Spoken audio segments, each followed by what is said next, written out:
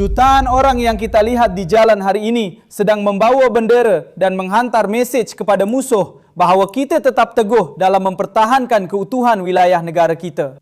Saya sangat ingin untuk dapat sampai ke sana dan mencium tangan mereka dan mengucapkan terima kasih kepada setiap seorang daripada mereka, kepada setiap orang yang dengan bangga mengibarkan bendera Iran.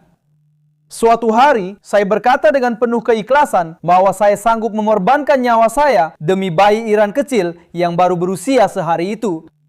Saya tahu ramai antara anda juga merasakan perkara yang sama.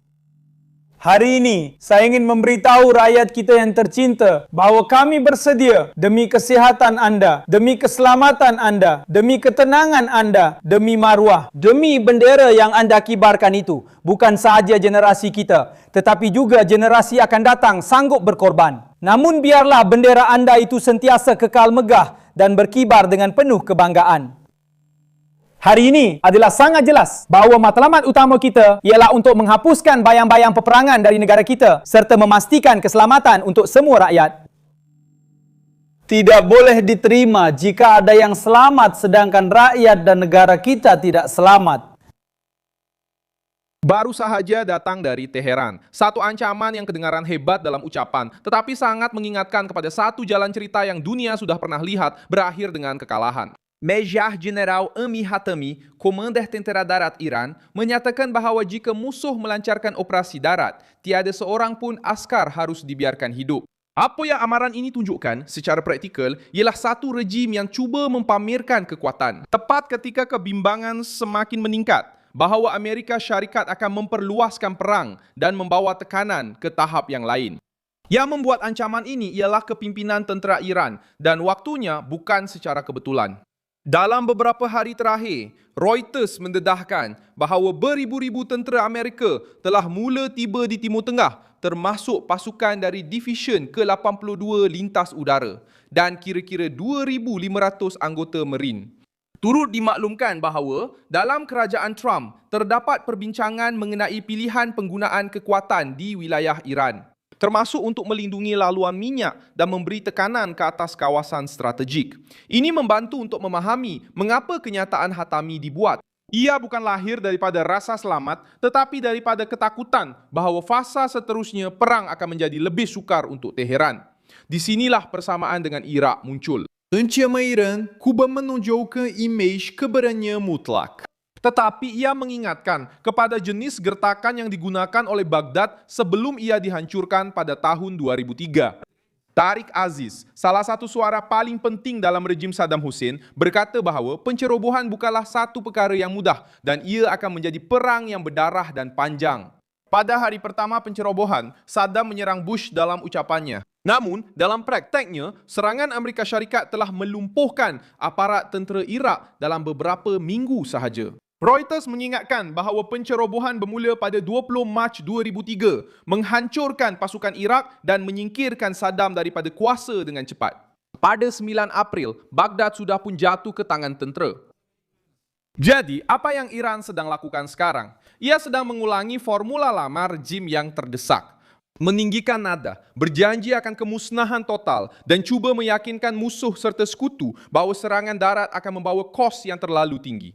Ini dilakukan dengan propaganda ketenteraan, ucapan agresif dan mesej awam untuk menunjukkan kesediaan untuk bertahan habis-habisan.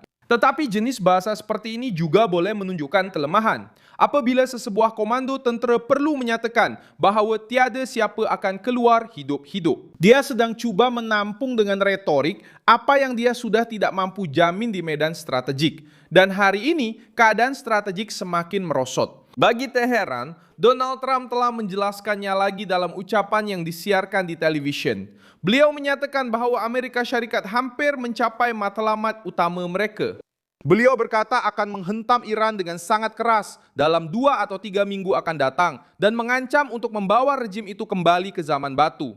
Reuters juga melaporkan bahawa Washington menilai Iran tidak lagi menjadi ancaman yang sama seperti pada permulaan kempen ini, walaupun perang masih lagi terbuka dan berbahaya. Dalam erti kata lain, sementara Tehran bercakap tentang memusnahkan sebarang pasukan darat yang mungkin, Rumah Putih pula bercakap seolah-olah mereka percaya telah berjaya mematahkan tulang belakang musuh. Di mana pertikaian ini boleh meletus dengan lebih hebat?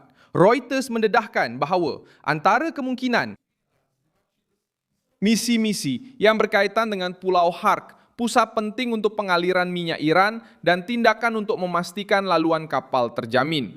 Ini bermakna ancaman Hatami bukanlah sesuatu yang abstrak. Ia adalah tindak balas kepada kemungkinan nyata bahawa Amerika Syarikat akan melangkaui pengeboman dan menggunakan kehadiran darat yang terhad untuk melumpuhkan rejim. Di mana rejim itu paling merasainya?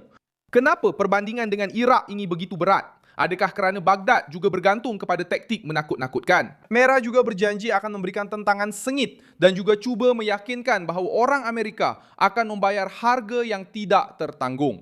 Namun, kesudahannya adalah sebaliknya. Negara Iraq telah runtuh, Saddam tumbang, dan ibu kota telah ditawan dalam masa kurang daripada 3 minggu. Reuters sendiri turut melaporkan bahawa apabila pencerobohan sudah pasti berlaku, Saddam bertanya kepada para jeneralnya sama ada mereka mampu menahan penceroboh selama 2 minggu. Ini menunjukkan bahawa di sebalik retorik awam terdapat kesedaran tentang kelemahan. Dalam kes Iran, perasaannya kini hampir sama. Ucapannya penuh dengan kekuatan, tetapi nada suaranya mendedahkan kebimbangan. Iran baru sahaja mengulangi bahasa cabaran yang digunakan oleh Iraq sebelum ia dihancurkan oleh Amerika Syarikat.